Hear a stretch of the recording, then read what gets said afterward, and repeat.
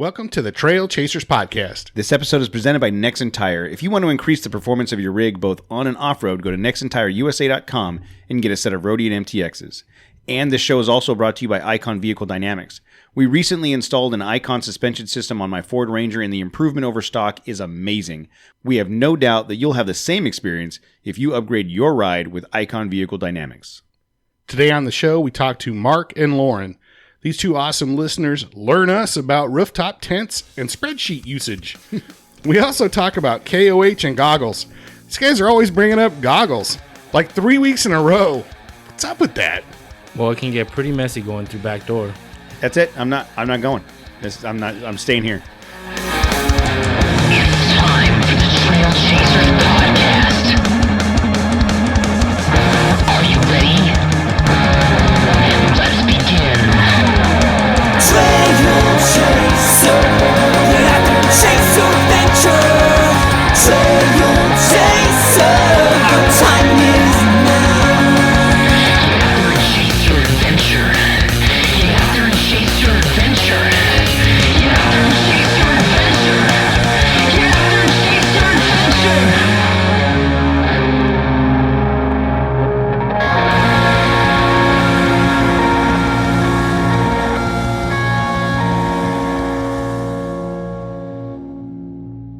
Hey, everybody. We have Mark and Lauren Popovac, and I think I got that right. They're joining us from Austin, Texas. You can find Mark on Instagram as Weberville. And Weberlander, because they're in Weberville.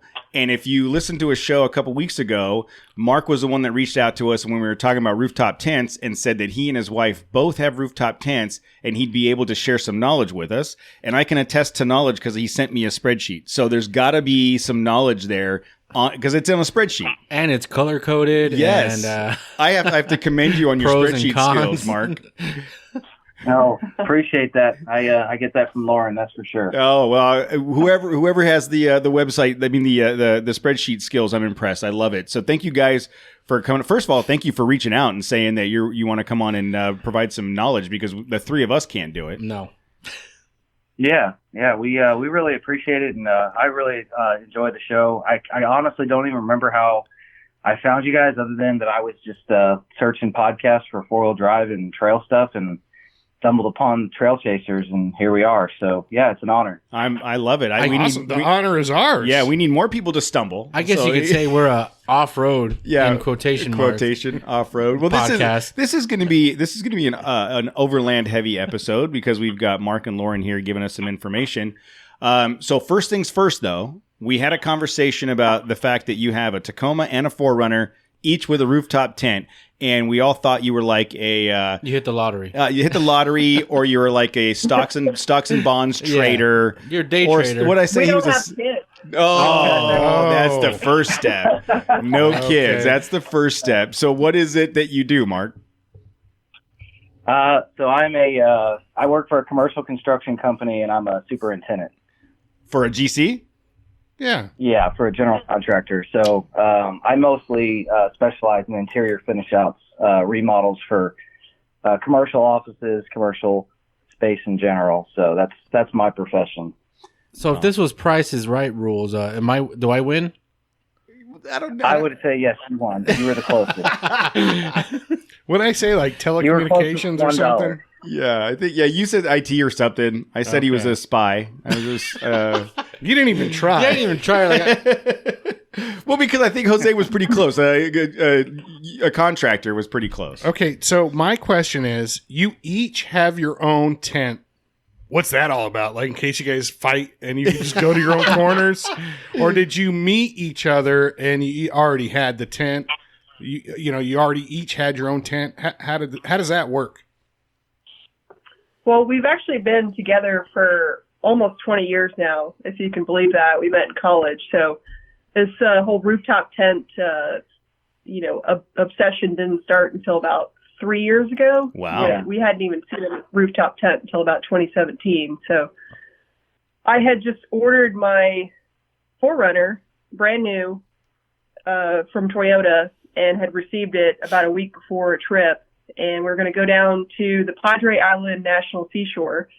I don't know if you've ever heard of that, but it's about 60 miles of undeveloped coastline in Texas, so it's a 4x4 dream. Yeah. And we went down there for Memorial Day, and I wanted to take my brand new 4Runner. I'd just gotten it, and thankfully, as you'll hear our story, he talked me out of it.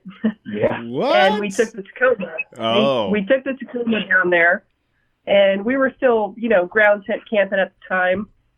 We checked the weather before we went out there, and it looked like a beautiful weekend. There's no cell phone service, so you pretty much have to be prepared as you can be. So we went down there, and third night in, the most horrible storm we have ever encountered rolled in on us unexpected. And we packed up in the middle of the night. Our tent was totally destroyed, right? Yeah, we basically slept in the truck for the rest of the night just to stay out of the weather and watch the tent just get destroyed. Yeah, so we're now trying to drive back up the coast. So we were 30 miles down, which was equivalent to about a 3-hour drive just to get to pavement. And the tide's starting to come in, and we've been down there camping for the last 10 years and never seen this happen. But the tide came in all the way up to the dunes, and we're driving through the water, seaweed, everything. And everyone's tents and everything along the beach were totally annihilated. Abandoned. Yeah, gone. Wow. And the last tent we saw standing, it was on top of a Tacoma, and it was the first rooftop tent I'd ever seen. And it was a Tepui. And this couple was just waking up, like they had slept through the night, almost asleep, and this tent is just hanging out like a champ. And I said, "What is that?" And we need one of those. And I would say 2 months later, we had our first one, which was the Tepui. Nice. Wow. I love that. That's a great story. It's a great story, yeah. It was like a beacon out on the sand. Look at me. Yeah. Yeah, and that's kind of where the whole, I had a stock SR5 4-wheel drive 2011 Tacoma. Always loved it, take care of it, but mod wise, it wasn't really something on my list of things to do. It was more or less used it for work, used it for these trips. The dogs got the back seat because obviously we said we don't have kids. But once we went down that road and got back, and I had to power wash, pounds and pounds of seaweed out of underneath. Wow. That's when I realized right away, like, wow, this truck needs a lift. Like, I need all new suspension. If we want to continue to go and do what we like to do, I need to upgrade this thing. So Lauren was definitely set on the rooftop tent. I was too. And then we realized that, the sky's the limit basically at this point, and we're gonna start to upgrade our trucks. And being that Lauren had just finished ordering a TRD Pro 4Runner, I just knew that, man, it's all downhill from here. We're gonna start putting some funds into our vehicles. But it's been great. That's how the whole story started of why we got a rooftop tent. And then let's just say I was very happy that I didn't take my brand new 4Runner down to the beach to drive through salt water for 3 hours. Yeah, that would have been that brand new 4Runner wouldn't have been new any longer. That's a hard way to break that in. So, and I was so mad at him before we went down there. Well, I was going to say he's always right, but I know better. I'm sure that's not the. I just got to look from Matt. No. Yes, you're right. I'm sorry. Yes. So that was 2017. Yeah. So there's plenty of reasons why I can share with you if you want to get into the details of why we now have a second. It's kind of been a journey on exploring the different options. There's so many out there, and the Tepui was a great start for it. We still have it, but as we got further into our adventures, once those builds started happening after that trip, we learned a lot about what we need, and we like having both.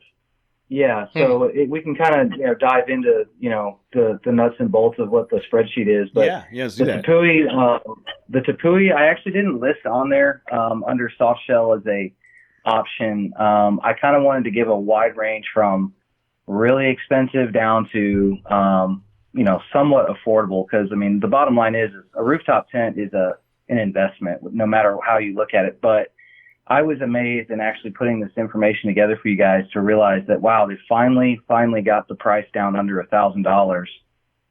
Because like Lauren was saying, she's the one that convinced me of a rooftop tent to begin with. And when I first saw the cost, I was like, "You are out of your mind!" Like that's crazy money for a tent. But that's why most of us don't have rooftop tents, because we're like, I want one of those, and you look online, you go, nope, never mind. Yeah. So, but again, it's into the nuts and bolts. The Tepui, I believe it's pronounced the Kukanum. That's the Kukanum ruggedized. That's what I have, and that's what you can see in the photos that I sent of how it lives on top of that platform that I built.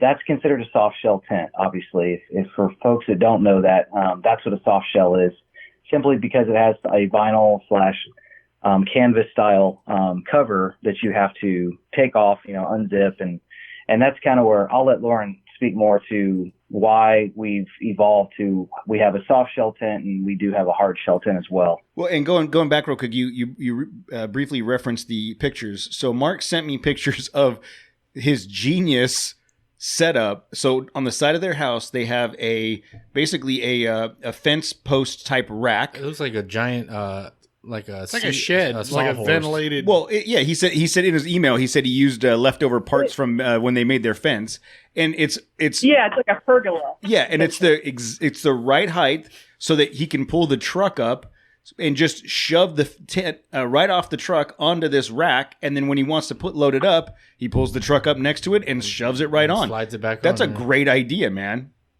Well, let's be clear on whose idea that was. I said, ma'am. That's a great idea, ma'am. Let's just say our old way was, who could we invite over and buy beer for that would help us have almost near-death experience putting that thing on and off the truck. Yeah, no, that's a super clean, great idea. Just sits over there. You slide it up, slide it off. I like that. So, It was her idea, but it was, being in construction and having all that material. We had all the 4x4 posts that were still left from the fence build. It just hit me. I was like, this is perfect. We're going to do this. We'll cross brace it.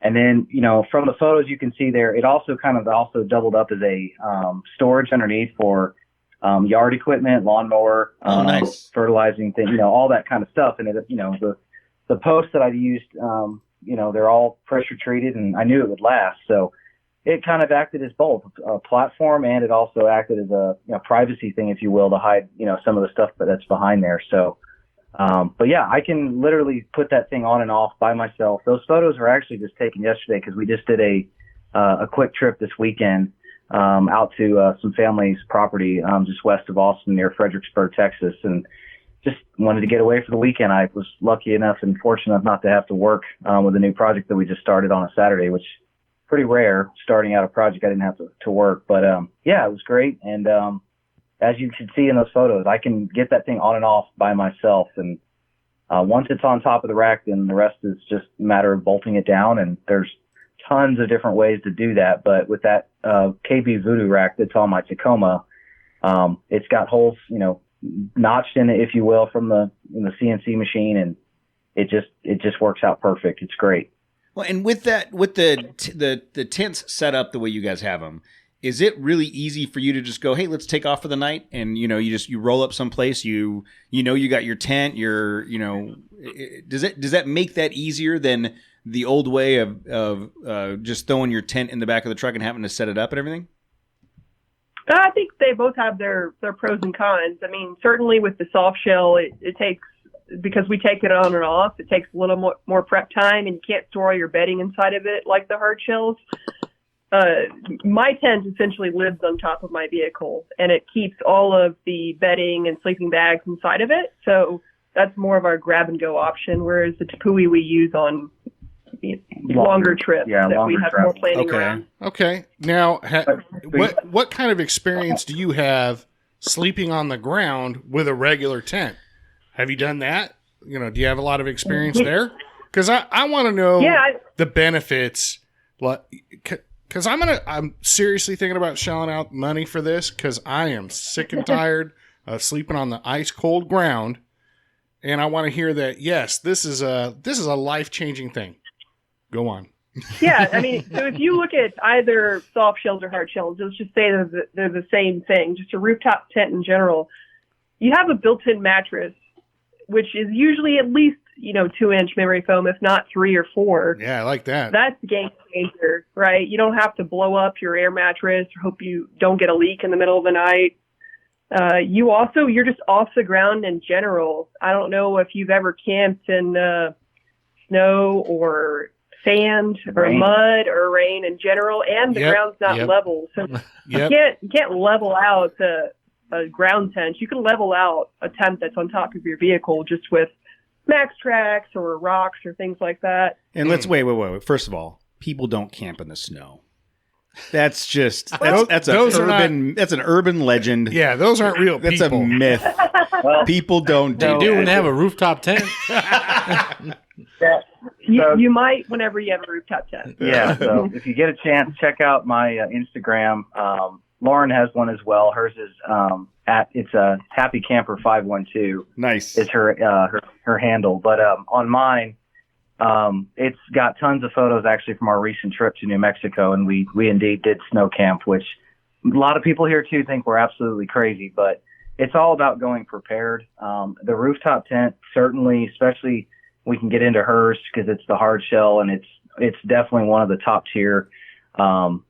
It's amazing. I mean, it has definitely been a game changer. Back to Matt's question, the biggest thing, the two things is the foam mattress. That's a huge thing for me. Mm-hmm. And then 2 is, like Lauren's saying, leveling out the vehicle, and not having to worry about sleeping on an angle, or at the middle of the night you roll and you find yourself, all the way up against the side of the tent. Mm-hmm.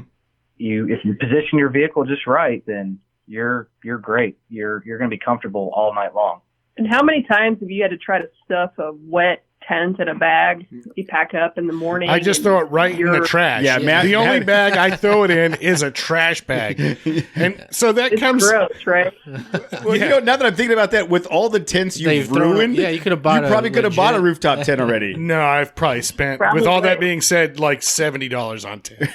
Come on. So maybe that's my problem. But how's the zipper situation? Because I have a thing with zippers, or they have a thing with me. Are these?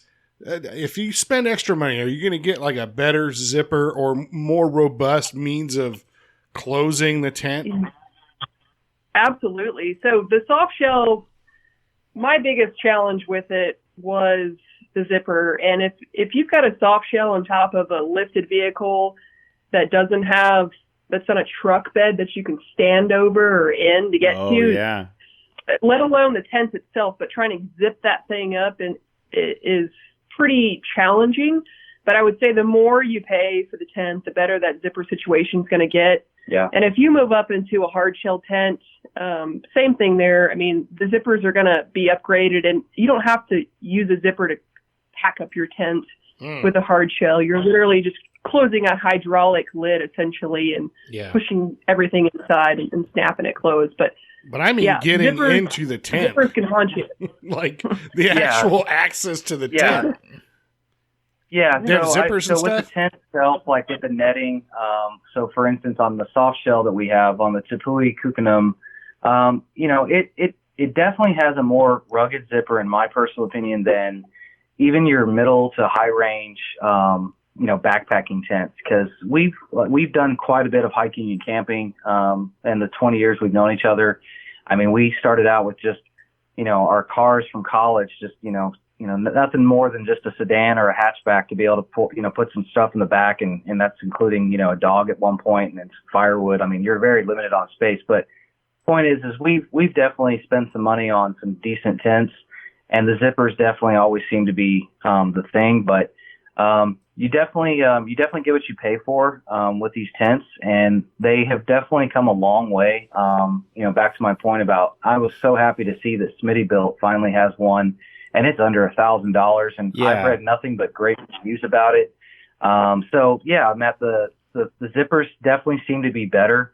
And to what Lauren was talking about, with the soft shells, it's a pain, without a truck. So I know you guys are all in trucks. So with Jose's Land Cruiser, it may not be so bad, because if it's positioned kind of back near the fender wells of the back wheels, you can stand on that to access. But being that it's a square box, you have to be able to basically go from one side to the next to get that zipper cover all the way around. And back to crazy snow camping, that's a pain in the ass.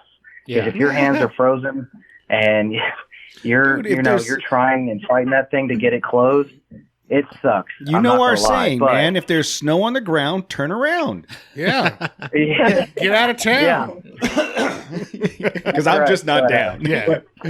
The quality of them is great. They've come a long way. And I'm sure if you're spending even the Smittybilt, the one you have laid out here, the $950 one, which I have seen online, if you're spending $950, it's got to be a better zipper situation than the $27 Amazon tent I have. You think, but I'm going to be pissed off if you throw that thing in the trash. Where the knockoff brands cut corners, like if you compare a knockoff of Smittybilt, that's where you're going to find the issues, is on the zippers and things. With any of these name brands here, if you buy the knockoff version, it seems like that's the first place they skimp on. Yeah, Look, and I've noticed, not recently, but I have seen from time to time just a knockoff, no-name rooftop tent, hardshell and softshells on Amazon, or I've seen them pop up on, I don't normally shop eBay, but I have seen a few friends say, hey, what do you think of this tent? You've got some experience. And the first thing that pops off the page to me is, one, I've never heard of that brand, and two, the price tells me that they've really skimped somewhere. Yeah. Zippers and fabrics and things like that, and stitching, that goes a long way with these things. And they definitely, you can see the quality when you look at them up close, of how they're stitched and how well they're put together. And Smittybilt has a lot of good reviews, and they've always had good stuff. So I think that they put the time and the money and the research into finding a manufacturer to help them build that tent to their specifications. And it's got some good pros. And on your spreadsheet again, excellent work here, because these guys laid out like the name, the price, the dimensions, pros and cons. I mean, it's a very detailed sheet. It's awesome. I like the fact that you made the comment on the Smittybilt here that it's lightweight. Do you want to come out to California? I can get you a job making use of these spreadsheets. I'll tell you, like right now, you can just help me with my spreadsheets. That'd be great. Yeah, we had to listen to Matt complain for a half hour when he got here about the spreadsheets he's dealing with at work right now. Yeah, okay, let's call them spreadsheets. But I like the fact that you laid out that it's 132 pounds. It's lightweight, lighter than some of the other ones, and that it's I like that. I mean, $950, it's cheaper and it's lighter, because like some of these other ones, like the going up to the CVT Mount Rainier. It seems like for $950, I could get at least 2 uses out of it. Yes, I would. You would hope even so. Me. But that's always been one of my concerns about the rooftop tent is there's one on here, this Hardshell. So that's 270 pounds for this Mount Rainier Extended Stargazer Summit.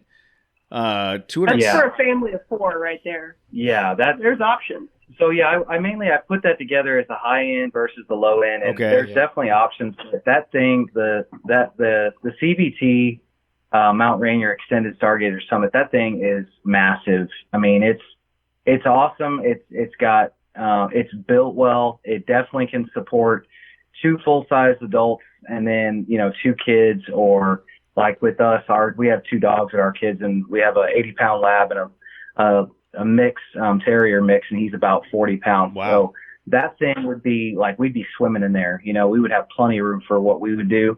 But the other thing about that one is, and I didn't want to get too deep into the details of, you guys can look at this, but there's all kinds of accessories and options with some of these tents. Some of them now are coming with extended rooms down below, like awnings and things like that. The annex, they call them. Yeah, I've seen that. Right. And that CVT model, it doesn't come with it, but it can easily convert to have an annex on it. So you've got even more room if 2 people want to sleep. And this is what I tell people, because they've said, like, well, if I'm going to spend all that money and I still basically have a ground tent, down below the rooftop tent, what's the point of that? And I said, well, it technically can serve as a room if you're not using it for sleeping. But if you indeed are trying to house, extra people or kids, then it If would the actually, in-laws just show up. yeah, there. yeah. If you want to put the in-laws somewhere and you don't want to, Hey, kind of- you get down. You guys get down on the floor. You guys get down on the floor. I'm gonna sleep up in my tower. Not Yeah. my in-laws. They ain't coming anywhere near camping. I can tell you that right now. No, they're not. They're Cody not. knows that's true. Yeah. those things are getting so big that you could do a cot down there. I mean, if you had the room to store all that in the truck or the vehicle, and you're still enclosed, and you can stand up in the middle of the night and you're not having to worry about your heads hitting the top of the poles, and you're not really ground camping even with that. So, Yeah. All right. So, well, using that as the high end, so it's about $3,100 for that mount right near Extended Stargazer. Going down to the next one you have outlined was the Tepua Autana ruggedized Tepui. Tepui? Yeah. Tepwapwa? yeah, Tepui. Tepui? Yeah, Tepui, and I think it's Atana, or I'm not sure. Atanya. Atanya. Moana, the best Tepua bourbon. Moana. Oh, Okay, the Moana ruggedized. Right. Okay, let's go. yeah. It's about It's 3,000 $200 less. Yeah, it's $3,000. The size wise though, it doesn't look like it's that much smaller. I mean, the Mount Rainier is 72 by 48 by 15, and this one's 72 by 48 by 12, so it's a little bit shorter. When it's closed, dimensions when it closed. I see dimensions when it's open. It is okay. There is a little bit of a difference there. Wow. Okay. Yeah, just a little bit. So that honestly can, for like me in a second gen Tacoma, I know you're aware of this, Cody. They get pretty bad gas mileage already, and with bigger tires and lift and all this stuff up there, I will say, especially with a heavy rooftop tent with 240 pounds like that one is, you're gonna feel it. You'll definitely feel it on the highway. You'll feel it in the wind. Yeah. You'll definitely feel it going uphill. Then at least again, that's just in a second gen Tacoma. I can't speak to the newer models like the Ford Ranger like you have. Oh, my Ranger we would have a blow that friend thing out of the water. My Ranger would be able to handle that no problem. Yeah, that's right. Yeah. Well, yeah. You there's hope. 6 other ones out there, but still, it's a big sale, as I like to say it. Yeah. So if that's something that a person is extremely concerned about, or really, really, wanting to try to minimize that height, there's a difference you can see there. It's about 3.5 inches, but that's 3.5 inches less of drag, if you will, that might or might not make a difference in your gas mileage. Yeah. Don't do it, dude. Don't do it. Don't do it. I'm not. Don't I don't do even it. know what you're talking about. Don't do Just it. because I approached the mic. Everybody that's ever listened to this show knew exactly what you were about to say when Matt- they couldn't see you lean into the microphone. Yeah, nobody can see me. Just Matt didn't 'cause- even look my way but because he knew I was like, All right, whatever. So moving on to All the about the inches. yes, thank you, Lauren. Oh, it's okay if she says. Yes. It's okay if she says. Now it's okay. I think it, and it's like, oh, you're immature, you're an idiot, whatever you said. Oh no, I didn't say any of that stuff. So the next one, You Dan, implied it. You have the Ulara TJM. I am not familiar with Ulara. That's is that a decent brand name? So from my research, and I don't honestly have a lot of firsthand experience with that one, but it kept popping up in my research over the last couple of weeks when we were setting up this call. I believe, and if I'm incorrect, I hope a listener will correct me, but I think they're an Australian-based brand. Obviously down there, rooftop tents are a major deal because there is a lot of critters that can get you. Yep. So ground camping is definitely not Oh, something my that people like to God. do. I mean, they don't even, they'll sleep on cots, but that's about it. And they still kind of enclose themselves, if you will, because of, all the different snakes and spiders and all that. But, I believe that is an Australian brand. It's come in at a really good price at, right at $1,000. And these prices were pulled, the week of this podcast. So if people find, it's more expensive or it's less, just know that, this was just based on a few websites where I kind of cross-referenced to make sure I was getting the price right. It is waterproof. It's definitely a lot lighter.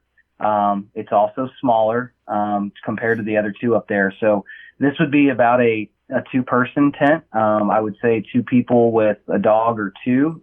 It's definitely doable, but I would say, 2 adults and then maybe a small child, like a toddler, or, well, maybe even a little older. I don't know, but that would probably be about it. I wouldn't want to go any bigger. So But what, from what I'm taking from what you just said is that tent is essentially snake proof because it was made in Australia and everybody knows it's crazy down there.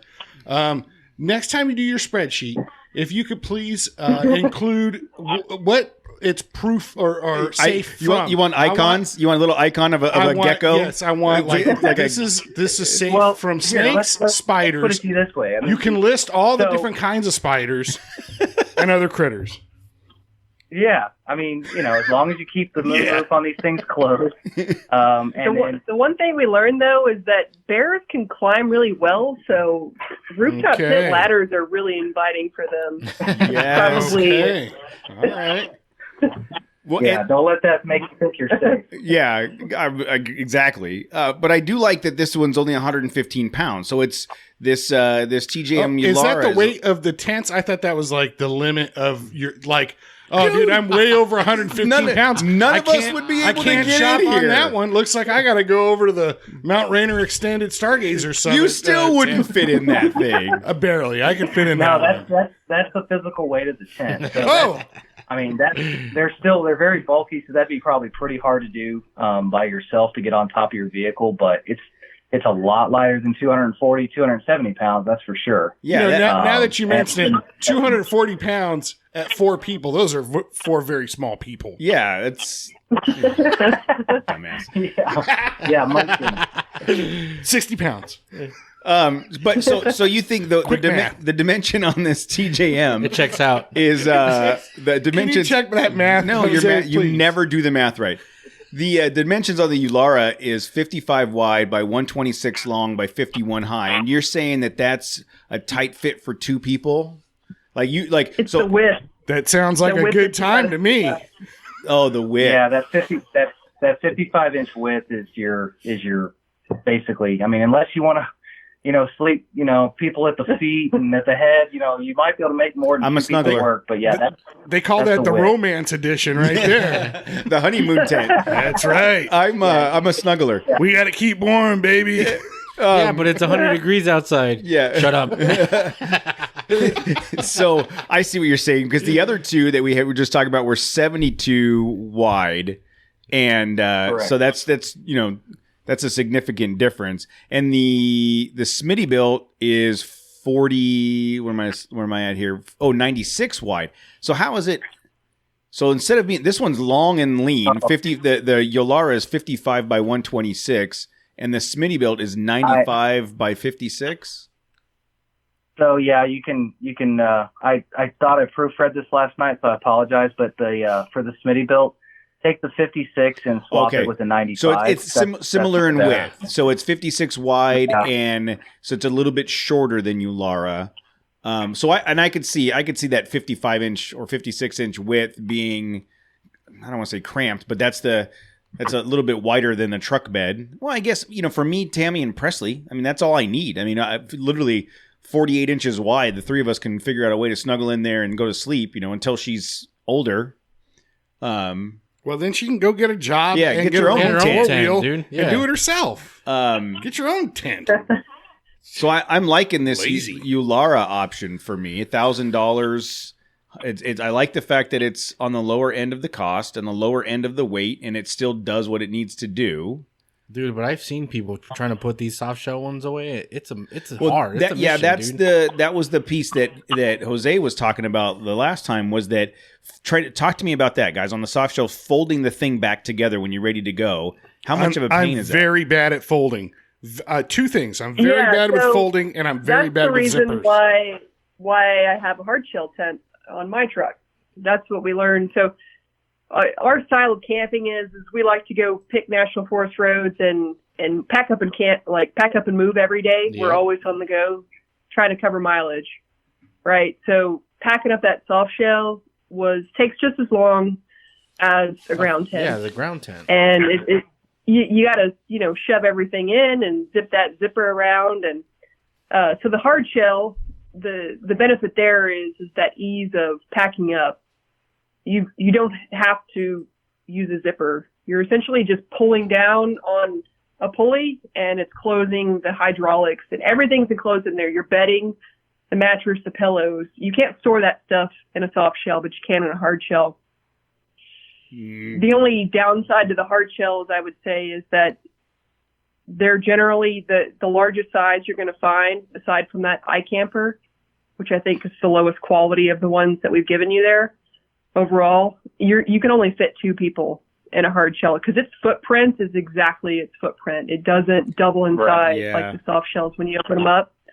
So if you're looking for really easy setup and go, keep all your gear up there and just be able to take off on a Friday after work and not have to do anything other than grab some food and some beer, then the hard shell is the way to go. But if you kind of are budget conscious and have more than 2 people in there, and it's tough for sure. Yeah. Well, and back to the folding of the tent. I mean, it just takes a little bit of getting used to. I'm sure there's listeners that'll say, "Oh, it's not that big of a deal. I do it all the time." And I would agree in some sense. I mean, sometimes it's not a big deal. It's just when you pick up the ladder and you start to fold it, it's just naturally some of the fabric is going to, especially with the rain fly that you can leave on the tents these days. That will typically kind of come outside of the space of the tent where you zip it up. So it just takes a little bit of finessing where you got to like go around, pick it up, shove the fabric inside, and just basically make sure, back to the whole zipper thing, that you're not going to screw anything up when you go to zip the top on it, because that was the challenge I had at first, especially when I've gone by myself. And it's, freezing cold out. It's literally, below freezing.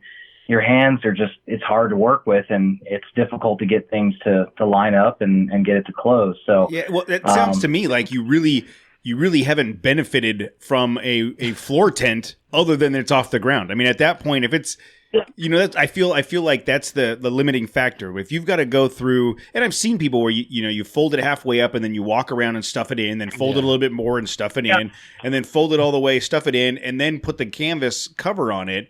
I mean, at that point, I would have had my Amazon tent rolled up and thrown in the back of the truck. You know what I mean? I don't. Yep. So now you're making me spend an extra $2,000. So right. But it's all about the value of that extra. Yeah. Either, to sum it up here, your 3 inches or your 3 minutes, or being off the ground. Yeah, well, 3 inches in 3 minutes, that's way more than I can accomplish. Yeah, that's a lifetime in some people's world. I don't know what you expect from me, lady. But looking at the roof nest Eagle, that's $3,000. It's 55 wide, 82 long, 37 high, and it's not. I mean, when you compare that to the which one am I looking at? The TJM one. The TJM, it's the same width. It's just 44 inches shorter than the TJM. So, I mean, but again, if you're just using it to me, the rooftop tent is just where you're going to sleep. It's not like the ground tent is where, like, people, you throw your duffel bag and your clothes and you go change in there and you do all that stuff. The rooftop tent is just where you're going to sleep. Right? I mean, I don't think I need more than that 55 inches by 82 inches for the 3 of us. Yeah, right. And I mean, it can be a changing room, just, privacy wise. You climb up on top and you throw, get your clothes out of your bag and climb up there. And it's a little, difficult. You can't stand up for the most part, but you can make it work to get, a change of clothes that, if it's raining or snowing or it's just bad weather out. But yes, you're, in essence, it's basically just where you're sleeping. And Lauren, which one of do you have one of these that's listed on the spreadsheet? Which rooftop hard shell do you have? Well, if you would just take a guess, look at the top left there. I've got the Alu Cab Gen 3. She got the creme de la creme. Man. She got the Tajma hard shell. What do you do for a living? Yes. I convinced a good friend of ours to go halves-in with us so that he rarely goes camping, and I knew that I would get the better end of it. So she's in sales. Once a year, to pull this tent off and put it on his truck, but he's only requested that once. It's like it's both ours, but we'll keep it at my house. Yeah. And we have a mutual agreement that if at any time one or the other wants to buy each other out of the the deal, we can do so. And he's a great friend. He actually also he goes all out on stuff. He's actually got an overland trailer, and he has actually an iCamper rooftop tent that he purchased separately as well. So anyway, but yeah, she has the AluCab Gen 3 Expedition tent. When we first were talking with our friend about doing this, it was like, well, look, all right, if we're gonna invest into a Hardshell, besides looking at what's the main difference, it was then, okay, like what does this company offer that's so much better than everybody else? And then, I mean, I saw it finally after so many weeks when it finally came in, and Lauren will tell you more about this, but the build quality, the interior fabrics, the insulation on the roof, I mean, you can just tell that these people in South Africa have put some serious time and pride into their product, and it was worth every penny the first time we ever slept in it, and it's awesome. I mean, at first I thought this is crazy money. I don't know why we're getting into this, but now that we've done it and now that we've lived it, it's awesome. And Lauren will talk more about some of the other features it has. It's just been an amazing tent. Well, I'm looking at their website right now, and it looks like an amazing tent. I mean, dude, they have a Ranger with one on top. Wow. Okay, so tell us about it, Lauren. It really is amazing. So to back up, I work for Yeti Coolers, and you can say what you will about Yetis and the cost for those, but we really pride ourselves on innovation and quality, and things are worth the money, right? So when you look at how much these hard-shelled tents are, I mean, there's really, at the end of the day, there's not much of a difference here in price, and it is worth spending the extra $100 over the iCamper SkyCamp there to get a tent that's going to last you 10 years. Yeah, I'd say a lifetime. I mean, if you take care of it, superior. It's going to last forever. And if it's time and your time, if you will, with the tent, you're just over it, or life goes on, you're not doing that kind of stuff anymore, somebody else will definitely benefit from taking that type of tent. And it'll last forever if you take care of it. And part of taking care of it, not to get off track here too much, but most importantly, like, we talked about in the beginning, you have a wet tent, you're on the ground, you throw it in the trash bag, you're done with it. If you don't take the time when you get home to set that thing back up and let it air out, that's where not only does mildew and smell, but the actual fabrics and things will start to break down. So it's just important, just like anything else. It takes maintenance, and just a matter of pop it back open when you get home, and when you're unloading all the rest of your stuff from your trip, let it air out, and if the weather's going to be fair and you have the ability to leave it open overnight, do so, and then just close it back up and you're good to go. And that goes for soft shell and hard shell. Yeah. I mean, this thing looks amazing. I mean, I especially if you're a couple, or if you're someone that's going to use it and get the use out of it. To me, it makes sense to spend that kind of money. If you're going to go on 2 trips a year, maybe not. Maybe downsize. Right. But if you're you guys could all split it and just share it throughout the year. Yeah. I'm not sharing nothing. No, I'm not. Have you heard of the coronavirus? No. Where do you think patient zero is? Yeah, I don't. Started in this room. Wait, did you not hear Matt's call in about shitting himself in his truck? I'm not participating in any of that. But I do agree that, like, if you're going to do this, it's $4,000 for that Gen 3. Yeah, but spread over like 10 years. I was just going to say, if you're going to use it on a regular basis, how much would it cost to per year? Yeah, I think it's an investment. So looking at that one, that one's a 55 by 90 and 63 high. The iCamper looks like it's a little bit bigger, and then you've got the 55 by 82 Roof Nest Eagle. What are your thoughts on that one? Like, to me, that one's at the 3,000 mark. It's a little bit more palatable from the wallet perspective, but is it worth it? Well, the AluCab has an aluminum shell, whereas all the 3 here between the iCamper, Roof Nest, and Tepui, they're all like fiberglass, plastic casing. So if you live in an environment that's extreme, like we do it here in Texas, with heat and humidity and just the sun beating down on it. Those things aren't going to last but a few years, and they really take a toll on it. That makes sense. It just really depends on what you're trying to get out of it. Yeah, and then back between the comparison of the iCamper and the roof nest. So the iCamper has an innovative feature where when it pops up on an angle, like a 45-degree angle, and then there's actually a section inside that can then fold off. I guess without being able to like see you guys or show you, but like flip off the opposite way. So it gives more platform space. So that's why when it's wide open, you can see the open dimension there is 83 wide by 86 long. And that is, that's an innovative feature. So is it worth the almost $1,000 more? I mean, I guess it just depends on your needs and your, how many people you want to camp, because how much those inches are worth. Yeah, exactly. How much is that extra space worth? And I think that would be able to sleep, 2 adults and maybe maybe 2 small children, or maybe, a small child and a dog, or however your combo is. I will say though, from having experience with one of the iCamper, tents, I'm not that crazy about their build quality. Oh, right. I'm not. And that's just a personal opinion, and that's just from seeing it firsthand. That's from comparing it to our Tepui rooftop tent that we've had now for several years. Mm-hmm. The stitching to me was the biggest giveaway. I don't know. I don't know how long that iCamper stuff's going to last. Maybe time will tell, and maybe I'm wrong, but I don't know. I'm not sold on their product yet.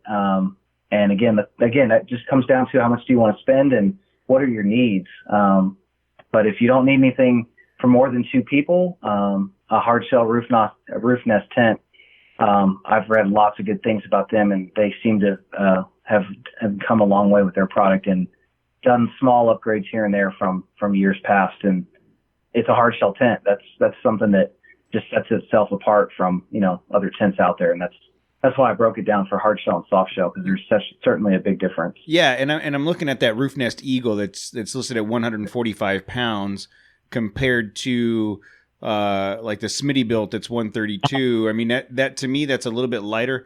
The Alu Cab is 194, so it's definitely 50 pounds heavier, which isn't significant for a truck to carry, but I'm thinking of the ability to put it on and off the truck and all that stuff. That can make a big difference. But I find that the Alu Cab options and a lot of these heavier options, they just become a permanent addition of the vehicle. Yeah. And then, to that point of, that's why I sent you the photos of the way I built my storage space for the Tepui that we have. I heard you guys kind of mention this, on a couple podcasts ago about, and I wish we had the space for this in the shop that we have next to our house, but the roof line of the garage it's just not possible. I can't even get my truck inside there without hitting the garage door. But, some people have high bay garages and a mounting system. I've seen several people come up with clever ideas for kind of like a winch style, retractable cabling system. That's perfect. If you have the ability to do that, then storage really, you shouldn't be concerned with, for your tent. Because if you don't want it to live on the vehicle, like Lauren's saying with hers, and it's not aluminum, shelled like hers is, then you would want to keep it somewhere stored and safe and protected. And that's a way to go. But I wouldn't be concerned about storage if you do have the means to store it in a garage like that, because that's just a matter of getting some friends together, or if you don't have the means on your own, hire somebody. But it's very inexpensive to get a winch system set up, and I've even seen some people with drills or impacts that are able to actually torque the winch to pull the tent up and down on the cable system they put in their garage. Yeah, if you have enough pulleys, you can. Yeah, exactly. A drill can. And for me though, like, I think for the 3 of us in our current situation, all 3 of us drive our vehicles to work and back every day. Mm-hmm. And for me, I'm covering all of Southern California. Yeah. So it's not, it'd be one thing if I had like your commute, Jose, your commute's pretty static. You know where you're going to go every day, right? Uh-huh. Matt, same for now though, but once you get off this project and go to the next one, who knows? What have you heard? Did you hear something?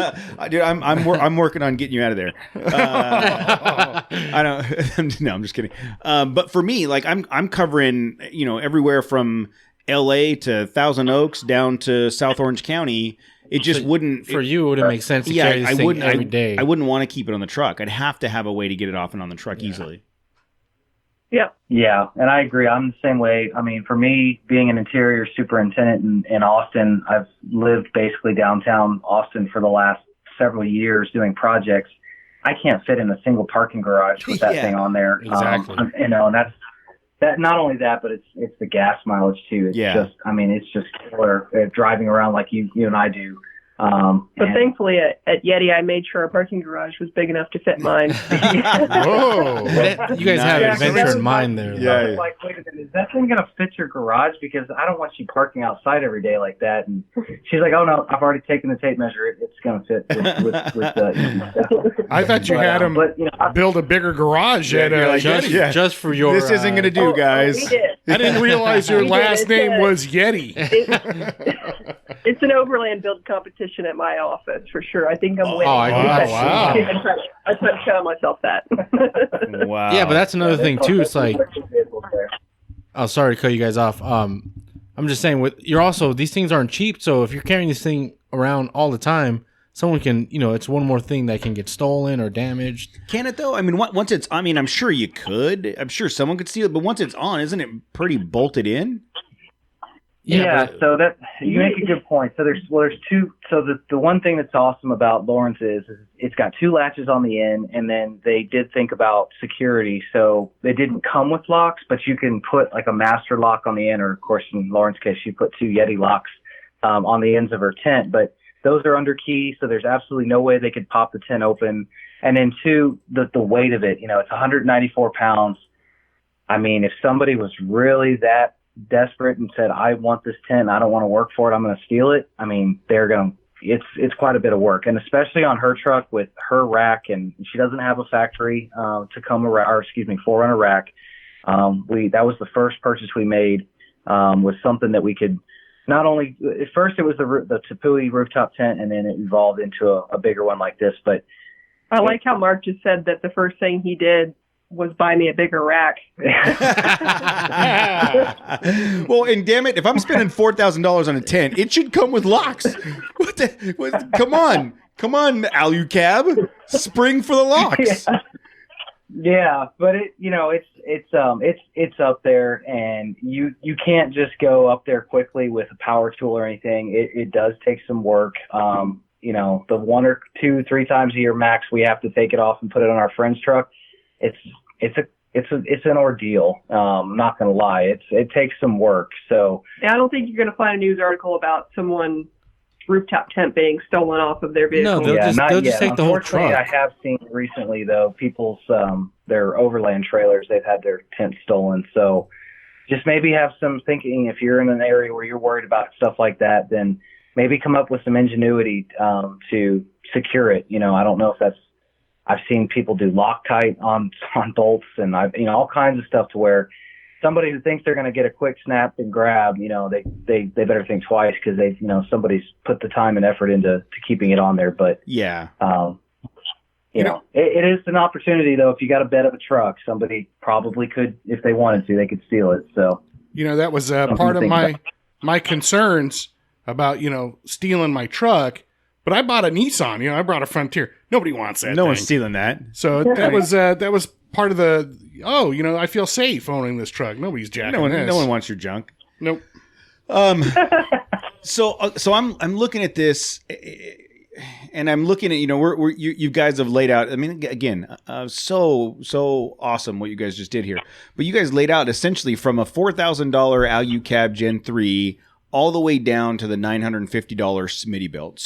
So someone getting into this should reasonably expect to spend between $1,000 and $4,000, depending on size, weight, needs, all that stuff. And that in addition to buying a rack. That's exactly where I was going to go. That's above and beyond how you have to mount it to the car.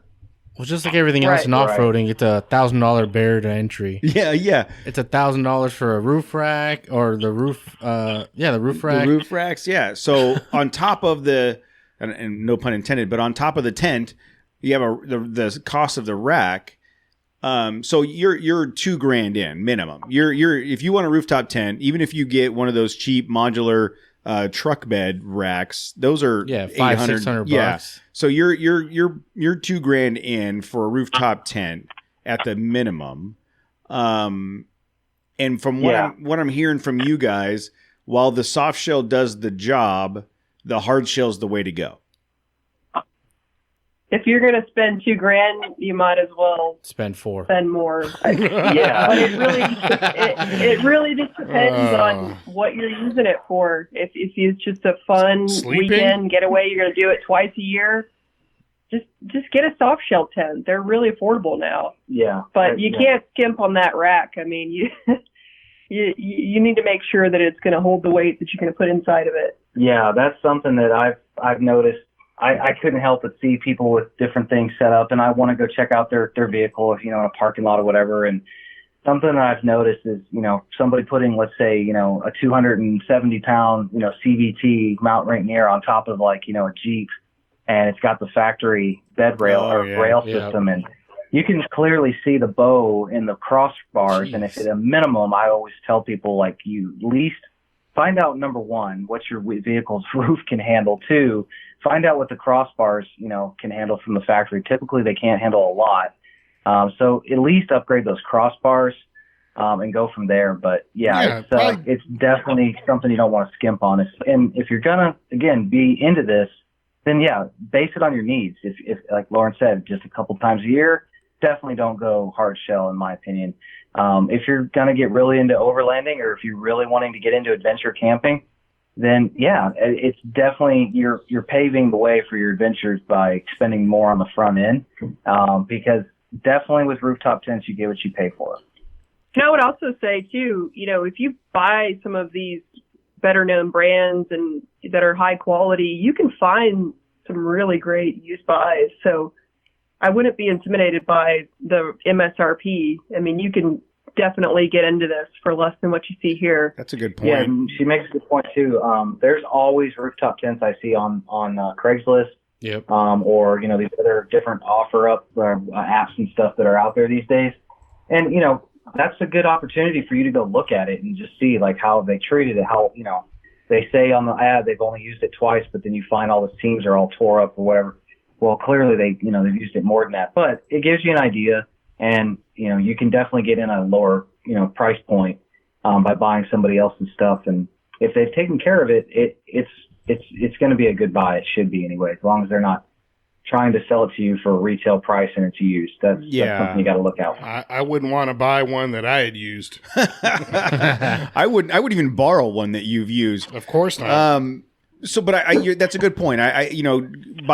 Buy one used.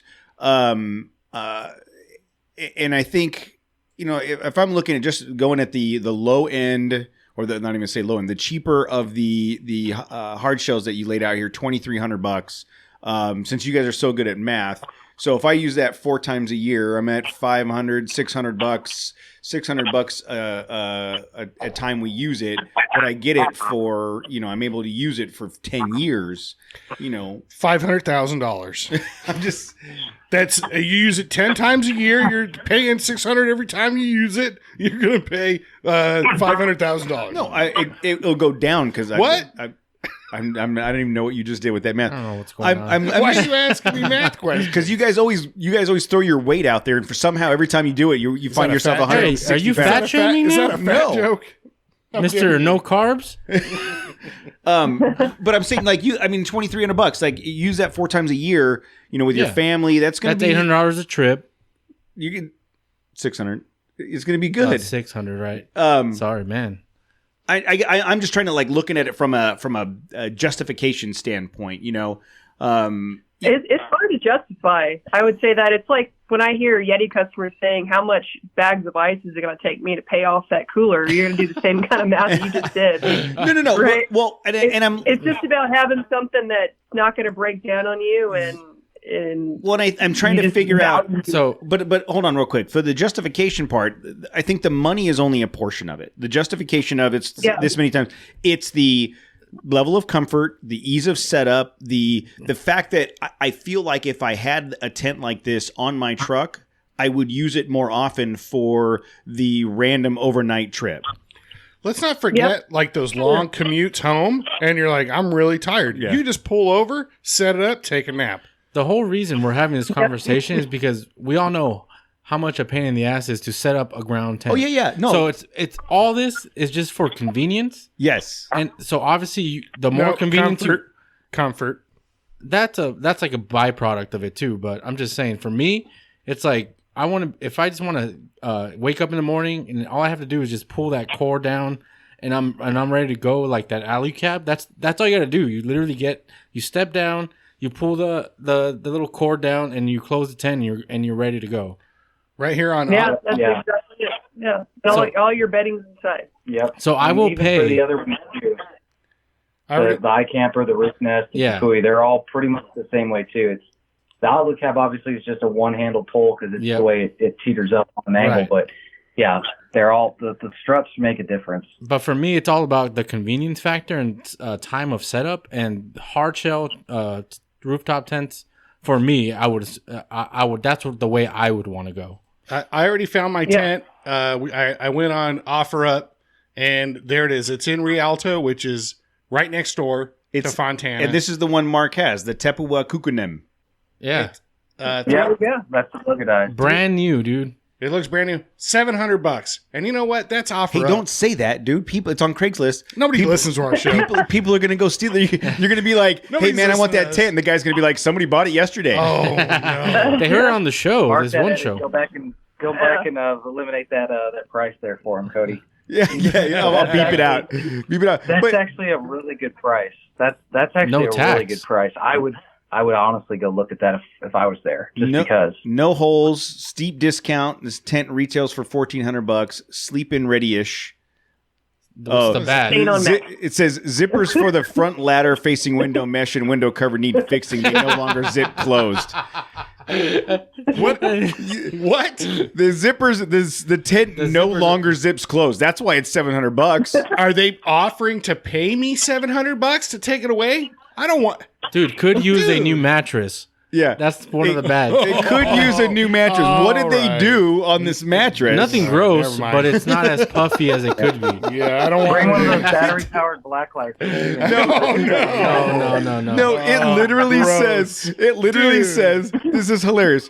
Literally, quote, could use a new mattress, foam, or an added foam topper. Nothing gross, but it's not as puffy as it could be. That is awesome. Wow. Matt, I want you to call this guy and record it. Well, you got to tell him it's against the law to record. He sounds all creepy.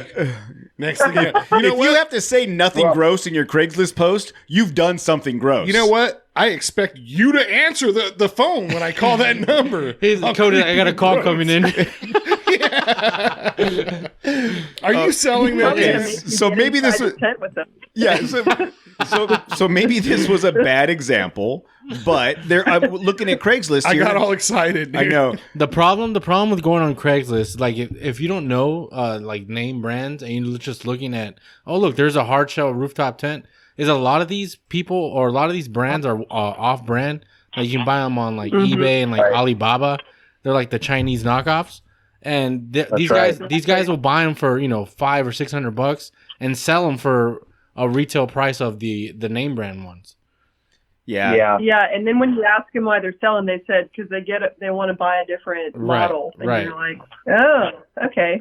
Yeah, but at least especially for someone who's in the market and they're a little bit timid about it. If you don't have a place, I know like REI sometimes has their locations will have a rooftop tent or two maybe, but if you're really looking into it and you want to do your homework, it doesn't hurt to go kick the tires, and you certainly don't want to let the person on Craigslist or whoever else know that I'm just coming to look at it, but for your own sake, go take a look, see the inside of it, see how it's built.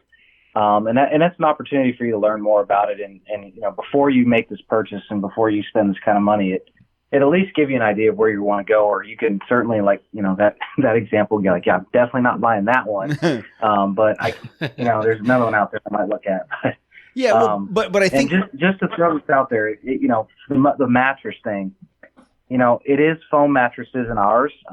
They only have a certain shelf life, if you will, but that's easily replaced. You can easily go and just buy material from any place that sells, mattress stores even, and just cut it down to fit. Yeah. And then you've got an even better mattress than what it came with. And that's something that I've had conversations with other people like, well, man, you're spending all this money and all you get is a foam mattress. And I'm like, well, I can promise you it's way better than any air mattress I've ever bought. Yeah. And we have wasted a ton of money on air mattresses over the years sleeping on the ground, and it never fails. You get out there, you check it before you get out there, you fill it up before you get out to wherever you're going, and then by the time you set it up in the middle of the night, you're sleeping on top of each other because somehow it sprung a leak because somebody had too much to drink or whatever. Yeah. Yeah.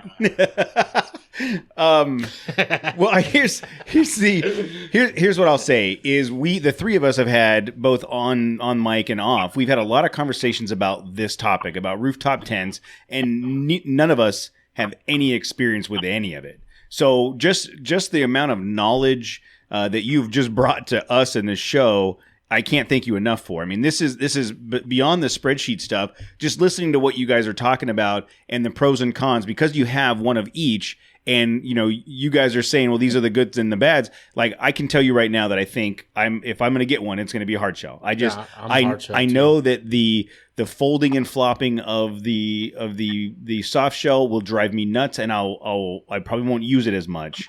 And I'm glad that I had this conversation because I may have just looked at the price tag and gone, this is going to be fine, and then gotten frustrated with it. I mean, I really appreciate you providing that insight. I mean, that's invaluable. How long have you guys had both your tents, and how often do you think you use them? We've had the Tepui since 2017 and the Alu Cab since 2018. Late 2018. Yeah, late 2018. And we use them probably each at least 4 to 5 times a year. So a total of probably 10, if not a dozen times a year. Wow. Yeah. So you guys are. If schedules allow for us to do more getaway trips, I promise you we would use them even more. So when we say times, I mean some of those trips could be a week, 10 days long. So if you're looking at the Hardshell and you're setting up, taking down for a 7-day trip, that's a lot of uses. And we typically summertime, especially in Texas, we love to escape the heat and get to the mountains. We love to go to New Mexico, especially near the Taos region, and sometimes into southern Colorado. And again, that's like Lauren's saying, that's a 10-day trip at least. Wow. So that's a setup basically every day. Sometimes we'll stay, if we really love a spot, we'll stay for 2 days. But yeah, it's set up and down, daily. And it's a chore with the soft shell, but you just get used to it after a while if that's what you're up for. But when we do take Lauren's and the Hardshell, like we did a trip to go snow camping, and man, it was just awesome. I couldn't imagine doing a snow camping trip with the other type of tent, just because the sheer agony of having to keep your hands warm while you're trying to zip it up and close. Even with the thinnest gloves you have out there are not going to provide any insulation to your hands, and then you're going to start to get frustrated trying to zip things closed with gloves on, and then eventually they just come off. So I have a question. What was the lead time on that Alu Cab tent? Like so we have some local dealers here in the U.S. So I called every single one of them, checking on that, and it can. If there's not in stock, it can be 8 weeks, but I got mine in about 3. Oh, okay. Well, even 8 weeks is better than I thought it was. I thought it was going to be like 6 months or something like that. I think it used to be that way before they had distribution here, but they've gotten a lot of different folks on board, like OK 4-Wheel Drive, for instance. They are a big distributor of them, and that's who we went through to get ours. And it was a great process dealing with them and getting it shipped all the way, to here in Central Texas, all the way from over in South Africa where it's manufactured. So, it's definitely come a long way in their distribution. They're a great company. And I actually worked with a South African on a project, and when I told him what we have, he was like, "Oh yeah, wow, they're great," and he's like, "How'd you find out about them?" I was like, "Well, they're here in the United States now." And he's like, "Oh yeah, man, they've been around for years over there. They're great." Wow. And So that made me feel good too, knowing that, okay, yeah, when we were looking at the cost of these things at first, like, all right, yeah, if they've been over there and they're using those in the bush for hunting or, all kinds of different tours and different things they do down there, I realized, okay, yeah, if it can handle the bush over there, then it's going to be able to withstand, time here and what we do with it, which is overlanding, going on adventures and enjoying the outdoors. Well, damn it, now I need more money. It's always a money thing. Now I'm going to have to... What do kidneys go for? Well, mine, not much. To wrap it up, I would honestly, since you said that you guys are, pretty much sold on the hard shell, so something that would be interesting, from a multi-purpose uses, and this is something I learned with the Tepui high box. It actually can be converted to, and that's why I put it in the pros there. That can be converted into, some storage space. So if you want to have it just stay up on top of the vehicle for whatever, hey, I got to go help my sister-in-law or my family or whatever, you could technically use it to store stuff. There are examples from their site where put your skis up there, put all your camping stuff. So if it's not going to be used as a rooftop tent, it's got 23 cubic feet of storage. So that's just something to think about. So does the guts just come out of the shell and you can fill up the shell? Yeah. Read about it on the site. I should have linked, I guess, websites where I got this information, but it's, you can go anywhere to find it. It's just a copy from Tepui, and same with all of them. The information is basically provided from them. But yeah, it essentially can, be taken, all the bedding can be removed and converted to a hard shell storage piece on top. That's cool. Yeah, and I've been following along and looking at these on the different websites as we've been talking about them, and I see the Tepui. Why do I keep messing that up? The Tepui tents on there. I'll definitely go do more digging because I really do. I really want to make it as simple and easy and comfortable as possible for my wife and daughter to join me on these trips. And I've come to the conclusion that this is the next evolution of that. Short of a trailer or an RV, which I don't really want to do. I don't want to do an RV because I don't want to, tow the truck out. I want to drive the truck out. I really think this is the next evolution of where we're going to go with it. I just got to figure out how to make it happen. Yeah. Well, I hope it's a lot cheaper than a trailer too. Yeah, that's true. Yeah. But I certainly hope this helped you guys. And I love listening to you guys. And when I start hearing you talk about rooftop tents, it really sparked my interest. And I talked to Lauren about it, and I said, hey, I really think we could help the trail chasers out with this. And after consulting with her, she said, yeah, we'll leave them a voicemail. So obviously excited to leave you guys a voicemail, and was just wanted to share the information, and I'm really glad we were able to do this. No, this is awesome. Thank you so much. We do appreciate, and I love the fact that you guys just reached out and you had all this information. And again, you called the right phone number. Yeah. I did. I got really confused though when I was listening to the end of it, and it was like, 39 beep. I was like, what the hell? Like, why did they beep up the number? They must be getting a lot of prank calls. Yeah, that's it. Yeah. No, it's because we're dumb. That's all. It's just because we're stupid and too lazy to fix it. That's the easiest fix. Every time I would edit the show, damn it, we forgot to record an outro. So just last week, I recorded a new outro where Presley gets to say all the stuff. So we got that fixed now. Yeah. No, but I shared that with Lauren. That was pretty cute. That's awesome to tell her to do that. Thank you. It's one thing to watch reviews of this thing, but to actually have a conversation with someone that actually owns these things and get their real life feedback, it's like you can't beat that. Yeah. So thank you so much, guys. The only thing I'm just gonna have to figure out how to explain to my wife that I got to come up with $3,000 for a tent. But no, this is coming up, What's that? I said tax season's coming up. You can get a tax return. Yeah, maybe. Honey, I don't know what happened. We haven't gotten it yet. Yeah. No, all that's going to go through her. We'll have a new couch before we have a new rooftop tent. I can guarantee that. But no, seriously, guys, thank you so much for doing this. I really appreciate it. Yeah, you're welcome. If you guys need any more photos, or if you want me to snap photos of inside of ours, or I'd be more than happy to just email you guys more stuff. Just by all means, reach out and I'll be happy to help. Well, thank you so much, man. I appreciate it. And for those of you listening, go check out Weberlander on Instagram. And what did we say Lauren's was? I wrote it down someplace. It was Happy Camper 572. Camper 512. Oh, 512 on Instagram. You guys, seriously, this has been a great conversation. I really appreciate it. And like I said, I'm looking at. We really appreciate it. We really appreciate it. We're here too. And I'm going to get some crap for that one. Good. But this has really helped us out. I mean, it really makes it. What I feel good about is that there was a period where I was really considering one of the cheaper soft shell ones, and I think after this conversation, I would have been frustrated and disappointed.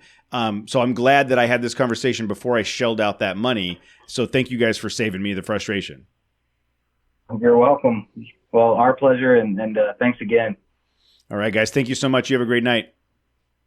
All right, you too. Thanks, guys. Thanks. You're listening to a 4x4 Radio Network podcast. The Trail Chasers podcast is a member of the 4x4 Radio Network. If you want more off-road shenanigans in your ear holes, go to 4x4radionetwork.com to hear episodes of the Jeep Talk Show, the 4x4 podcast, the Center Steer podcast, and On the Trail with Kevin and Scott. Hey, what's up, everybody? We are live and on Instagram. Oh, I didn't turn on the YouTube or Facebook, whatever. Yeah. I'm not going to worry about it. Obviously, we're not professionals. Nobody else no is one's joining. But yeah, we're on live on Instagram. We just got off of a call, and you'll hear this on the podcast when we release it. We just got off a call with Mark and Lauren, two listeners that are very familiar with rooftop tents, and they came on to educate us about rooftop tents and the different options, and it was a great conversation. So thanks. Now, the important thing is, did I learn anything? No. I doubt it. Doubt it. But it was a great conversation, and thanks again to them. So a couple things.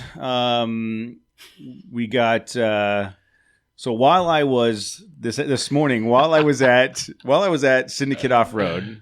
We didn't have a talk to the social media department. So while I'm sitting there's been we just last week was the first time we mentioned that, don't fight in front of the kids. Just last week was the first time we talked about we actually let the cat out of the bag that I got the Ranger, and I thought there was the understanding that we weren't really going to release any images or anything until the wrap was done. Casey was the one that messed it up first. Yeah, well, and that's what makes it worse. Is on Sunday.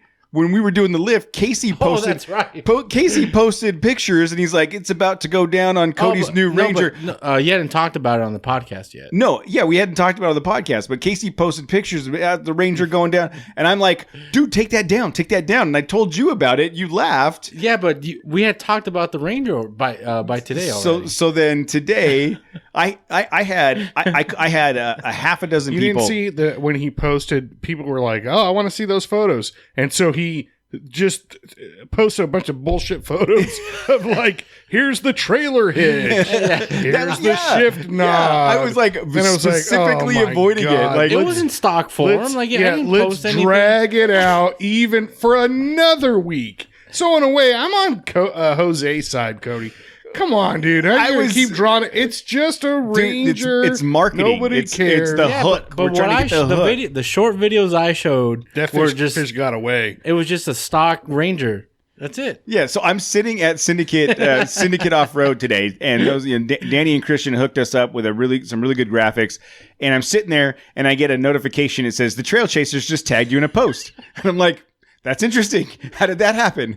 And so I'm sitting here. I'm texting these guys. Who did that? Take it down. So you didn't text me because you knew I texted both of you. You just don't. I texted them. You just ignore. Yeah, it's the same thread that both of you are on. And did you? Yes, I did. Yeah. And okay. So I didn't respond. I know you didn't because you don't love me. And how dare you? So then later in the afternoon when we got... Why do we try and hurt each other? I think it's the only way we know. All we know. Yeah, I wouldn't be here if we did anything different. Yeah, it's the only way we know. But so later in the afternoon, I finally did post like some kind of before and after pictures of the Ranger. It is white. Oh my! I got to tell a story about Joe. Joe K, please don't hate me for this. But every time we go wheeling, I'll get on the radio. I'll make a comment to Joe K about how I love this beautiful line of white vehicles, except for that stupid blue dot in the middle of my line. So he had asked me for pictures, and I just did a search real quick on Blue Ranger, and this really nice Royal Blue Ranger lifted, and I sent it to him. And then I had a conversation with him like the next day, and he's like, "I'm so excited that you got blue. I can't wait to see how the logo looks." Dude. And I was like, "Yeah." And I hung up the phone, and I felt so bad. And I'm giggling, and I finally had to text him later in the day, and I was like, "Dude, I'm sorry, but You're not sorry. You're not sorry at all. I said it's not blue." He was like, man. "That's it. You're done. You've lost all trust." And I'm like, I don't know why you trusted me in the first place. That's both points right there. True. Bad idea, but it's definitely not blue. That's funny, dude. So it's a white. I looked at like gray. I looked at silver. The orange one's awesome. There was the orange one. The only orange one I found that was in my price range had this like light tan leather interior, and I'm like, nope, I'm out. So I got a white one with right now it's got black bumpers, black trim, obviously the icons, the Nexons, the icon lift, and now the graphics package from Syndicate. I'm stoked. Could not be happier about the way it came out at this point. It looks like a legit Ranger Raptor, like the ones that they get overseas. That's like our version. Yeah, well, the actual Raptor though, they do have a little bit different body panels. Yeah, but I'm just saying. But the way your truck looks right now, it looks it's as close as you're going to get in the States right now. And I can't wait to get it on the dirt this week. I'm telling you what, like pressure's on, dude, because it has to perform. It just has to get me out there. It just at this point, today's Monday the 3rd. It's just got to look good. That's it.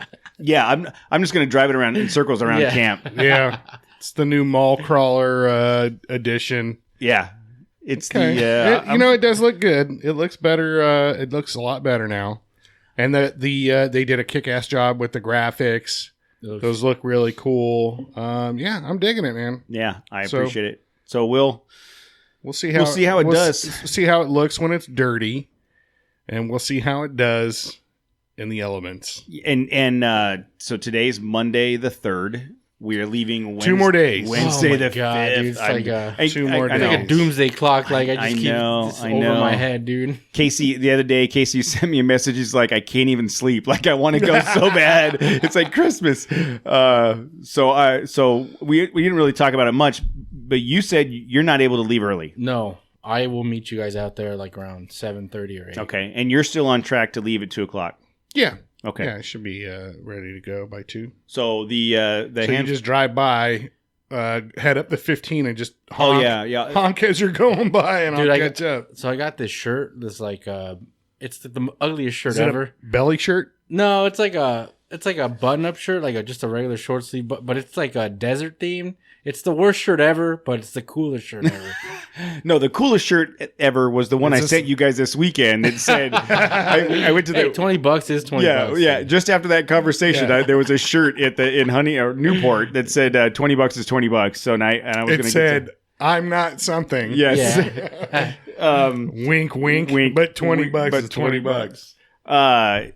So the plan still is to leave the Eastvale Inland Empire area around 2:00 on Wednesday. I know Casey's going to meet us at Boone Road, so we'll let him know when we officially get on the road because it's going to be quicker for him to get down the backside of Big Bear. Backside, It's like 45 minutes. I'm going that way too. I'm going to go to the Palm Springs side. Oh, really? I think it's going to be faster for me. I think the Cajon Pass is going to be... By the time I get out... That's true. It's the lesser of two evils for me to go that way. Yeah, you're right. It's probably a lot longer, but you won't be sitting in traffic. No, exactly. Yeah. So there's a couple of us that are going to be leaving the Inland Empire area around 2:00. So you post or you sent us a text yesterday about do we have poles for a giant tent? You purchased 4 large flags. You know the flags that were on top of a skyscraper? That's a giant flag. And you asked if we had a whip or somehow to hang that. No, I do not. No, I don't. I don't have the structural integrity on my vehicle to suspend something of that size. I get your point. I should have gotten the 2x3 ones, not the 3x5 ones. I don't know. You know those Whatever. Bigfoot I mean, you know what? It's going to be cold. Maybe I'll need to bundle up in it, and it'll keep me warm. Or maybe we could use it as extra flaps around the orange. I was thinking that if we led any groups out in the desert, we could have the flagpole with a big orange flag, and people could see it. Yeah, what do you want them to see it from space? You want them to see it from here? Yeah. Foxtrot uniform, Charlie Tango, Charlie Tango, Kilo. God, I'm not good at that. No, just say the actual word. It's easier. No, then I have to beep it out. But yeah, so I did order some flags, and after having the conversation with these guys, I realized that I may have made a mistake. I mean, I don't know. They were $8, so drape it across the desert or something. I mean, it's like a multi-purpose, like a landing zone for a helicopter. We could zip through it. A medevac out. Yeah. We could use those flags. It's the LZ out there. Yeah. No, we'll zip tie it or zip screw it to the mountain hatch on the inside of your tailgate, and then it'll flow. You're not zip screwing shit to my mountain hatch. It'll flow like a cape. Yeah, you see, you can use it as a flag or a cloak, sleeping bag. That's how big these flags are. You can sit in the orange room and then cloak yourself in orange and just blend in. Camouflage. Okay, that's an idea. You guys suck. This is why you can't do anything in this group. Is the minute you make a choice, there's a reason why. You can. It's just you're gonna get ridiculed. So I mean, whatever. We'll find it. We'll make use of the flags. Okay, I'll bring a broom handle. Do I need? What about a half-inch shovel handle? What about a half-inch I-beam or something? No, stick a half-inch PVC. Stick a half-inch conduit, EMT. We can zip screw that to your mountain hatch. Why are we always messing up my mountain hatch? I don't know. Hey, the mountain hatch came in really handy this weekend because as a RC car repair. Oh, yeah? Yeah, it was really nice. You're just looking for some space, like a platform or a bench. And that orange, everything stands out on that orange. It did. It was almost blindingly bright, though. But, shout out to the guys, Mountain Hatch. Made use of a new use for it, RC repair zone. RC repair station. Station. Well, cool. So getting out there, going back to the Hammers, leaving Tuesday, getting out there, setting up the Orange Room at the Icon booth. We're going to hang out at Overland Experience with the guys at Trigger Controller. Rory's on the live feed now. Hey, Rory. Looking forward to that. We're staying until Saturday. It's going to be kind of a madhouse, trying to get everything. I do not feel there's any possible way that I could be ready to go Wednesday. But I'm leaving Wednesday at 2. That's whatever happens to be in the truck is what we're taking, and it is what it is. But that's kind of the cool thing because it's just us. I don't have to worry about the kids. Mm-hmm. I'm just ready to rough it if I have to. Yeah. We'll be all right. Yeah, I think we'll be all right. I think so too. We'll be fine. I did buy a cheap. Jose got to see it today. I bought a cheap $80 Android tablet on Amazon. Because all of the navigation stuff I did on the Tacoma was on the Android head unit. The stereo had all the navagation apps and everything. The Ranger doesn't have that. So I bought, it's already starting, dude. So I bought an $80 tablet on Amazon and loaded up a bunch of navigation apps, and I'm testing a bunch of things out. And so I am very curious to those of you out there listening. What apps you're using. There's the big ones. There's Gaia. There's Google Maps. There's another one. I forgot the name of it. I just found one today called OnX Off-Road, and I haven't signed up for it yet. I just downloaded it to look at it, but I am curious to know what people are using for their off-road mapping application because I want to see what's the best route. I think the way I've been doing it has worked up to this point, but maybe kind of. Oh, I might have to bleep myself out right there. Dang it. I'll make a note of that. Consarn it. Dag, blurn it. So, if there's a better way to do it, I'm interested. But we'll see how that goes. The let's see what else. Oh, another thing about the Ranger that I'm noticing, and we can talk about this when we do like our full review. In the Tacoma, in the back seat, when you fold up the bottom of the back seat, it folds forward towards the back of the front seats, and you've got a nice big like open area to work with. Like you can put your ice chest or toolbox or whatever in there. The Ranger, the bottom folds up and it latches up, but now you don't have a big flat area. You've got a little bit of an area where the storage is, angled, and then you go into the footwell. Whereas the Tacoma, when it folded forward, it blocked that footwell and you had like a flatter, easier surface. I'm a little bit bummed about that, but it is what it is. I did go this weekend. I spent all day. Didn't watch football other than the last 4 minutes of the Super Bowl, which we talked about earlier. I think is the first time in my adult life that I haven't watched the Super Bowl. But I went and got a big toolbox. Why do you hate America? I love America. I just he's like, I don't know. I was just more interested in getting ready for this trip than I was the football game.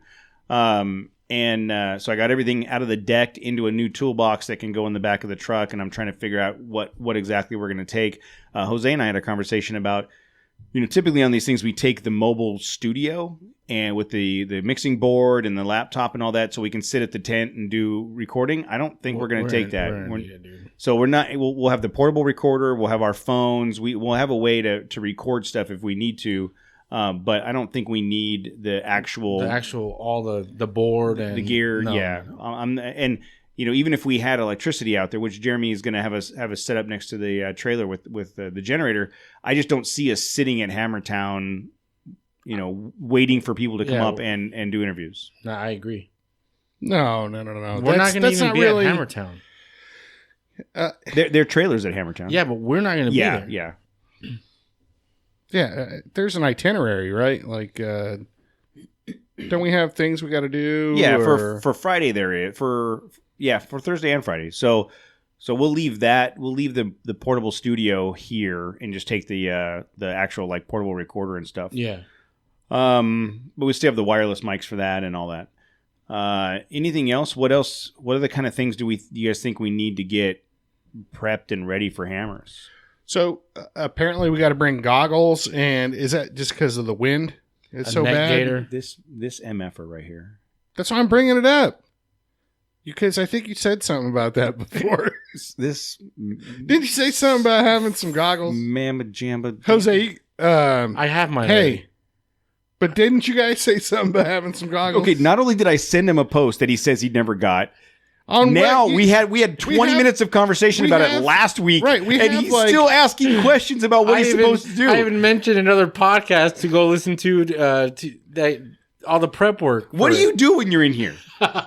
What are you? I don't know. Are you surfing Instagram? What are you doing right now? Yeah, I am. I'm just, there's lots of things that are happening on Instagram. It's very interesting to me. And I noticed that there's some guys, they're wearing some goggles, and I think they're out there. And it just, you just noticed the guys. All right. And then something occurred to me like, hey, I think somebody said something about having some goggles. I'll ask the guys. Jackass. Maybe I don't know. Did we talk about that before? Yeah, dude. Oh, yeah, I don't even think I don't think he listens while he's here, and then I don't think he listens to the show after it comes out. Why would I do that? He's like, I was there, but not really. But not really. Look, I participated. So yes, bring some Dagblern goggles. Is there a specific brand? I have like multiple. Bring multiple goggles. Welding goggles, whatever you got, dude. No, so that you know what Johnson Valley's like, and think about the wind that we've had here locally today. Yeah, no, when that wind kicks up. So I've got. You're gonna want. Didn't you ask though? You said, "What are we preparing or whatever?" I'm all, yeah, goggles, right? Yeah, that's how this conversation started. As you said, so what are we thinking about, like preparation? Okay, I mentioned the goggles. I figured we'd already covered that part of it. Oh, okay. So, but now we have bring goggles. I bought a big bag of earplugs. For like if it does get windy and stuff, throw some earplugs in your ears so your ears aren't covered. So they came in a bulk bag of like 50. So I got that. Bring lip balm. I'm not sharing any of my lip balm with you guys. I'm not asking to share any of that lip balm. Don't worry about that. What are we gonna do about gas? How much gas do you think we should take? I'm taking my 2 5-gallon. So you're gonna take 10 gallons. So we can go into Lucerne, right, and top off in Lucerne. On the way there, you mean? Or yeah, you mean, that's what, 20 miles out. Yeah, and I don't think roughly. it's that far. It's pretty far, dude. I've ridden my dirt bike Yeah, but think about it. How from many Boone's people, Road all the way to Lucerne. Yeah, but think about how many people are going to be putting gas those 2 days. That's going to be a lot of people. Well, dude. I mean, I don't know. I'm just if saying. there's a giant line, then we ain't going to do it. I'm still going to bring my 5-gallon thing Yeah. just in case. I'm bringing the 5-gallon tank for sure, but I mean, should we bring more? What'd you say? It was 90 miles, right? To Lucerne or to Johnson Valley, Boone Road or whatever, Yeah. the lake bed. All right. I mean, I can go 270 miles or something like that. So Yeah, that's it's 90. there and back and screwing around. It's 100 miles of screwing around in the desert. Okay. Well, it's 100. That's without the 5-gallon tank. It's a 95 mile trip from my house to. and we King can just and a half. unload all that stuff too. So Yeah, when we get there, we're we're going to unload the trucks. So I'll take the 5-gallon tank for sure. okay, yeah. So And I don't have to then- worry about hauling that stuff around and dumping gas all over your stuff. No, or but- dumping but your you- gas over my stuff. But if you or take- however that went, If you take your 5-gallon and he takes his 10 because gallons, it's going to get crazy. Because I'm going to be driving like a busted ass, making you trying to break your. and you know Ford. what? And I'm sure I it'll know, look I'll great break in the first. rear view mirror. That's what I'm saying. Oh, you better hope. You had better hope. I think that's my biggest fear in life right now is getting outwheeled by the Frontier. Oh my God! Please, Jesus. I don't want that to happen. But so if he takes 10 gallons, you and I each take 5. Casey said he's going to bring some. I mean, that should get us to a point where if someone's low on gas, we can top off, and then if we have to go into town, we can. It's going to turn into Mad Max out there. I know. Well, I thought I heard someone say that they have gas out there, but it's like $10 a gallon. They're not. Oh, No. I'm sure you can like buy some off someone there, but they're gonna. I think water's going to be a pretty big thing, right? Because we're going to be out, dude. You're not going to be drinking any water. I'm for not talking about 4 days. I know my poor kidneys and my poor liver. But I'm thinking like to wash up or I don't shower know. pouch. Yeah, I've got a couple shower pouches. I got a couple of those, but we're talking like 4 nights. Well, I've got- right? Wednesday, Thursday, Friday. Yeah. three nights. I've 4 got days. what do I have? Is it a 3? I have a 3-gallon water jug, and you know what? I've got like 2-3 of the 5-gallon Sparklets jugs that that's that are just sitting. I'll just throw a couple of those in the back of the truck. I mean, the drive up there, we're going to be loaded between all the normal gear that we have and the tent and the table and all that stuff and then the camping stuff. My truck's going to be loaded down pretty hard. And then poor. Never mind. I just so many different angles. I tried to, I was thinking of how I could disrespect that Ford, but I'll just laugh. It's good enough. Just never mind. It's only got 4 cylinders, dude. You're gonna just start it does only have 4 cylinders. Oh man. But it has more torque than yours does. And so once we get out there, does it? I don't know. Once we get out there though, and we He's like, I don't know. I don't know. Honestly, I'm not that sure. No, I think it does. Anyways, once we get out there and we find camp, hopefully there's hopefully there's a shift pod up there for us and It's shift. Yeah. Yes, not I keep hearing it a different way. I know they need to Just like hammer time, instead of hammer town, Yeah, I think from a marketing Shift. shift pod. Yes, okay. S pod. I guess they can't say that. Nah, that's another product. Another company. So hopefully but once we get up there and get set up, we'll get unload all the stuff that we don't need for the trail, and then we can lighten up for the wheeling. What are we doing there? Are we combining for food? We haven't talked about it. Yeah, it hasn't even. That's come something to think about, right? We bringing a grill. Well, I'll bring the stove that I normally bring. I have a little stove as well. I have that barbecue, that tailgate barbecue that folds up really cool, but Yeah. I haven't used it in like 5 years. So I don't know that we're needed. If he and I both have It's a stoves, cool grill, though. Casey's got his grill. He'll bring. We just have to figure out if we're gonna pull food or just everybody do their own thing. I remember Mojave last year. I'm like, Jose, you're gonna get some carne asada? Yeah, I'll take care of carne asada. And I thought, like, oh man, Jose's probably got the hookups, because Mexican guys. They know about like his uncle's probably a butcher or something. He probably has a secret carne asada place, like in the middle of, I don't know, San Bernardino or something. That's like amazing. And so, he's like, dude, it's so good. Where'd you buy this? This is really great stuff. Where'd you get this? Stater Brothers. Okay, where was that Stater Brothers? Stater Hermanos. Chili cheese Fritos for sure. One night we're gonna do that. Yeah, see, it's like that's just more stuff. If you're trying to eat like a real dinner, like every night, you got to pack all that food in. Yeah, I don't. We're gonna have to really think about. See, breakfast is probably easier because you just take some eggs and a tortilla and some cheese. Not even that, dude. Like Pop-Tarts. Yeah.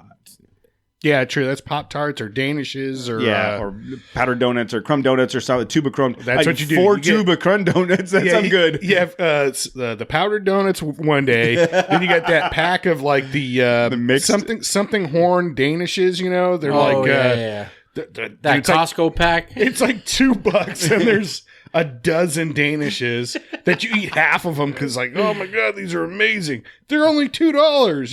Your left arm starts cramping up, and then you just wash it down with a Bud Light or something, to thin your blood out. That's all you got to do. Ooh, what am I gonna drink this weekend? Man, I'm worried about you. Man, this could be a real bad thing for you. I'm trying to decide between bringing the ingredients for the apple pie. Don't apple, bring any ingredients. You know what, dude? Or just bring some Diet Dew, and I'll bring the Captain Morgan. Or we can go back to the Sailor trusty Jerry, dude. the trusty Mountain Mountain. Or I could go do the Cinnamon Toast Crunch, which is a drink that I had. It's horchata and Fireball. And so picture that horchata with Fireball. It's disgusting. It's like drinking the milk after you had a bowl of a Cinnamon Toast Crunch. It's like drinking the milk afterwards. That's what sounds delicious to me. Milk and alcohol just curdling in your gut. Yeah, delicious. I don't know that I'm going to drink that much, but it's going to be. I really, for those of you that are going to join us, it's going to be pretty amazing. Who do you think? Who's going to join us? How many people do you think will actually track us down? Because I'm actually confident people will. So, because judging from Off-Road Expo and different different things we've done this year, it happens. Oh, my phone's over there. I can't tell. We've had several people reach out. The guys from Willie Wine and Whiskey are going to be out there. We're going to connect with them. Are we going to do a crossover episode? We could. That'd be cool. We could. Trail Adventures USA Dave is going to roll out with us. You would hope so, right? He's rolling out with us. Yeah. As of the last conversation, his plan was to leave with us on Wednesday. Who was I'm sorry? On ZR2 Dave. Oh, yeah, ZR2 Dave. Dave? Who's that? Oh, ZR2 Dave. Oh, okay. Joe K is going to roll out with us. We're going to meet him up off the 210 at Summit. As long as there's no rain in the forecast. Yeah, because we don't want his dashboard to get wet. We don't want anything getting wet. And just don't wash your car, Joe. And Joe, I'm expecting that thing to be wrapped in white before then. We should bring toilet paper one night while he's asleep and just wrap the whole thing in white. God. I like Joe. I know. wouldn't do that too. Elam's going to be there for a day. Easy 6 Deuce is going to be out there for one day. One day. He's going to try to track us down. He didn't say what day though. No, I think Friday, right, Elam? He said he's going to be there for a day on Friday. I think. Rob Flores had a good pro tip. He's like, just cook your food and freeze it. Because he did that with. I don't even have time to get ready to leave. That's true. I mean, if I had time to do that, maybe. I just buy already frozen food and then? Well, that's what that work? Now that you mentioned, that's what we did on the Christmas trip. I just took spaghetti. We had made spaghetti, and then we had the sauce and everything. I just took the spaghetti. That was good. Yeah, maybe I'll cook up some spaghetti for one night. Yeah, that's but not even a bad cooking idea. Spaghetti's not that hard out there. No, but boiling water. No, but if it's already pre-cooked, the sauce is already made, everything like you did, and you just put it in a pan and heat it up. Boom. So the sauce was pre-made because Tammy made the sauce in like the crock pot, and then the noodles. I just boiled water and cooked the noodles out there. Yes. And just you did do that? Yeah, and just heated up the sauce. Oh, The sauce okay. was pre-cooked, but the sauce got to sit for a couple days with like the sausage and stuff in it, and it kind of gets that flavor. Marinated. Yeah, so maybe we'll do that. Some marination. So chili cheese Fritos. That's what I'm going to focus on is marinating your myself. insides. Yeah. Chili cheese Fritos, spaghetti. I don't know. Easy stuff like I don't, eggs in the morning. I don't know what eggs. lunch. What about lunch? I mean, I don't really get that hungry. Wheeling. Elam says he's got carne asada for us. Whoa! easy I bet there. that's going to be real carne Is it from asada. Stater Brothers? Stater Brothers. Stater Hermanos. Yeah. All right. Okay, so Elam said he's going to be out there Thursday, and then I think he might be calling in sick Friday. He's got a Dude, sore throat. He's got a tickle in his throat already. I can tell just from the way he's texting. He sounds horrible. Wow, yeah, you should get that looked at. But it's going to be. I was watching on Sunday. I did come in for a little bit and put on the streaming of the UTV race. And there's the aerial view of Hammertown. Dude, it's packed already. It's huge Oh, my already. God. And it's, if you look at the way the track is set up, there's a loop. Like the start and finish line is this big loop right in the center of Hammertown. And all the big rigs are lined up. And the icon rig is lined up right next to trackside, right there, and we're going to be set up right there, right next to the track. Nice. It's going to be stupid cool. I know we keep talking about it, but it's because I'm stupid excited about it. Dude, I can't wait. I can't wait because I've been watching some videos, like all the different obstacles. It seems like they're doing the UTV, like the pre's right now, or did they already do the final? No, the final was Sunday for the UTVs. They already did it. I believe, yeah. They did the final on Sunday. God, they're just kicking the shit out of those poor things, Like, they're ridiculous. man. But when is it like they're putting like 35s on some Yeah. of these? Like, What? Yeah. Yeah. Oh yeah. They're the Can-Am that won was at least 33-inch tires. It's just like Independent front and rear suspension. at what point does it start becoming a Ultra 4? Ultra 4 car? Yeah. Stuff a V8 in it or something. I don't know. No, put a Turbo 4 in it. Aren't they turbocharged already? I don't know anything about UTVs. Yeah. They're like 1,000 cc Yeah, like one turbo. liter. Yeah, 1 liter turbo. Yeah. That's what I said. It's another way of saying it, I guess. Yeah. We said the same thing. So that's Then it's supposed to be like freezing, right? What's the It's temp? gonna be 40s at night, 60 upper 60s during the day. It's gonna be chilly. If it was cold here, dude, Yeah. it's just the wind was. So I'm taking my full I'm taking layers, snowboard dude. gear like I did at the Christmas trip. The minute the sun goes down, I'm putting my snowboard pants on and my snowboard jacket and a beanie, and I'm not going to allow myself to get cold like I did that first night. Man, I can't. I don't want to do the tent thing again. But I don't know. We'll see. We'll see how it goes. Well, I'll sleep in my truck if You it's found a too rooftop bad. tent for $700. You might be breezy. Yeah. Nothing gross. Yeah. It might be breezy because the door doesn't close. But It might be a little crusty inside. yeah. So I think prep for the elements, like Jeremy said last week, the goggles, the thermals, the warm whatever, and I just think be prepared for a handful of long days. Yeah. I don't know if You don't know if you want to go. No, I don't know if I'm gonna survive. I'm just thinking like 3 nights, man. That the last time I did something like that was Glamis, right? Like one of the guys' trips. Oh yeah, dude. But you were way younger and dumber and had a lot less responsibility at that point. Yeah, but you drink now. I had You do. 2 drinks. I had 2 drinks. Well, yeah, but my statement's not wrong. You're part of my responsibilities now. I think, Dude, I don't know if we've told this story on the show before, but there was a Glamis trip. It's end of the day. We'd been riding all day long, and there was plenty of beverages consumed, and the guy that was cooking made jalapeno poppers. Do you remember? You remember this? Oh yeah. And Matt's like, I love jalapeno. And I was like, don't do it, dude. Don't do it. These things are. Matt took 1 bite and started crying. Yeah. Like they were so bad. Like that. I've certainly had my fair share of bacon wrapped jalapeno poppers. I don't know why this one was so freaking hot, but you couldn't. It was just dumb. There was no enjoying it. Why you couldn't taste the bacon? It was just fire. It was fire in my mouth. And you were wrecked for the rest of the night because of that. Oh yeah. No, that wasn't. I like hot stuff, to an extent, but I'm not. I'll eat that jalapeno ghost, whatever. I don't give a shit about that stuff. I've had jalapeno poppers in the past where they're kind of hot and you have bacon flavor and they're delicious. This was not that. This was, I don't know if the seeds were still in it or something, or somebody spiked my jalapeno popper with something. Something extra spicy. Extra spiciness in it. That was horrible. You know what? I think about this once in a while. Do you remember pulling up like on a Wednesday night and seeing like some crazy lights over the dunes? No, you have to remember that. Yes, it almost looked like Jose. This is like one of the craziest things I ever saw in my life. And you saw it, and we both kind of went, "Huh."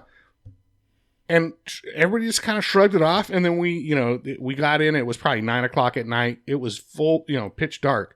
But I want to say like bluish lights, almost like it was probably helicopters, but it was kind of like tumbling lights like that. If 3 helicopters were going to come in and the lights shining up at the props, kind of tumbling across the dunes north to south.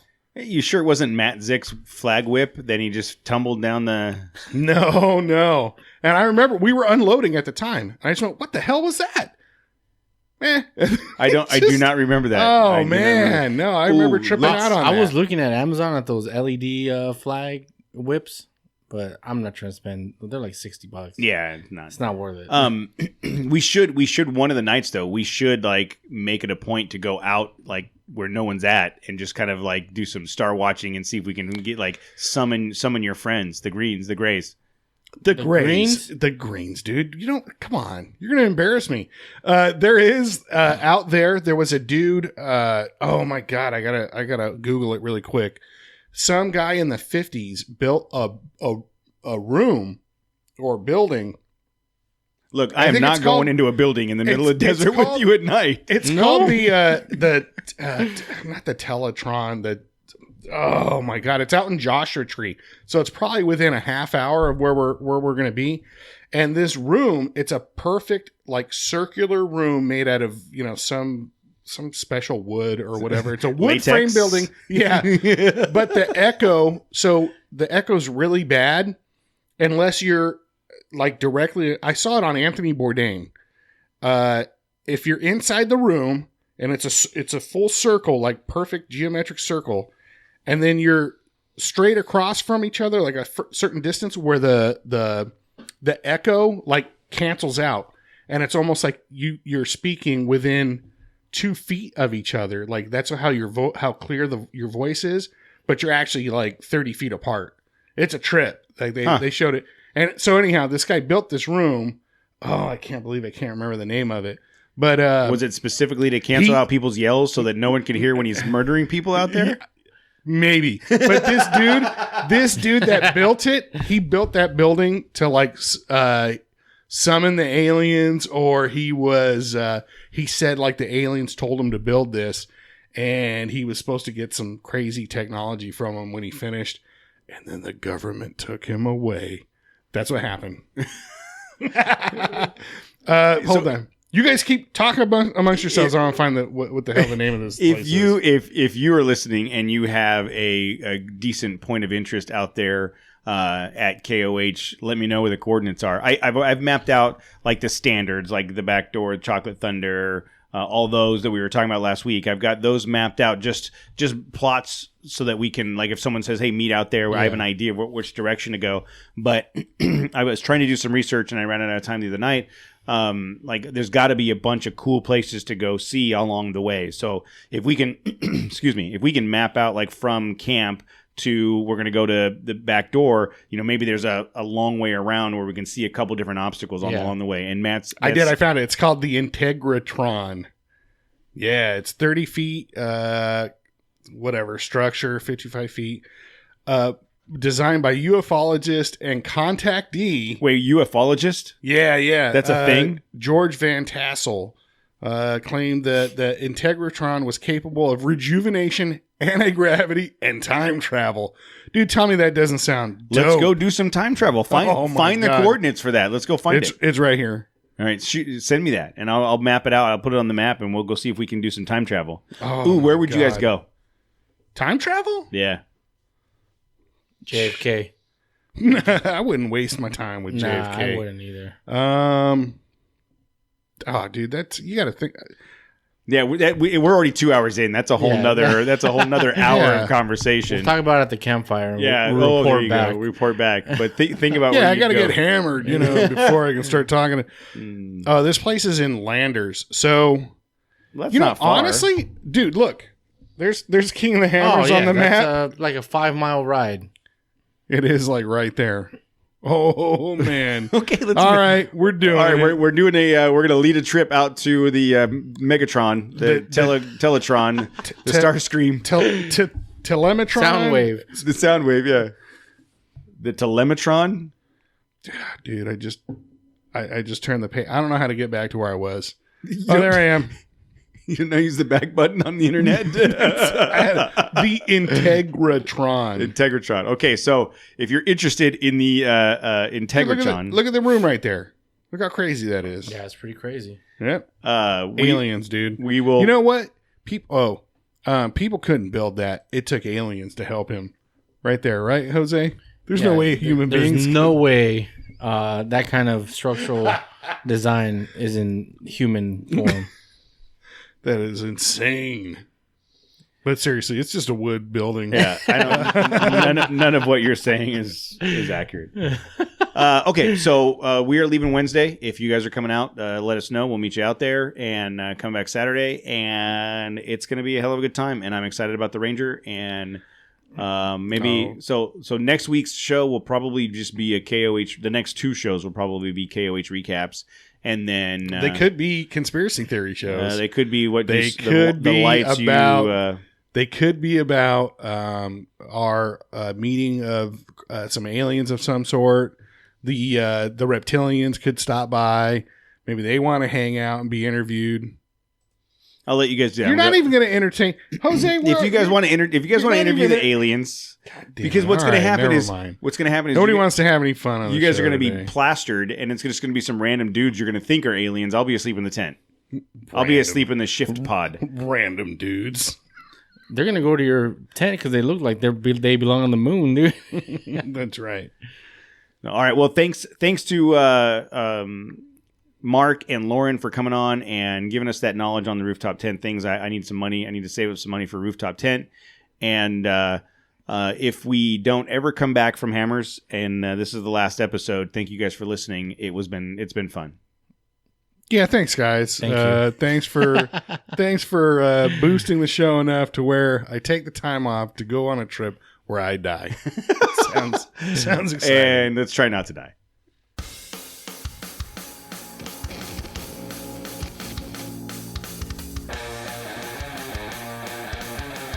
I'm Presley, and thank you for listening.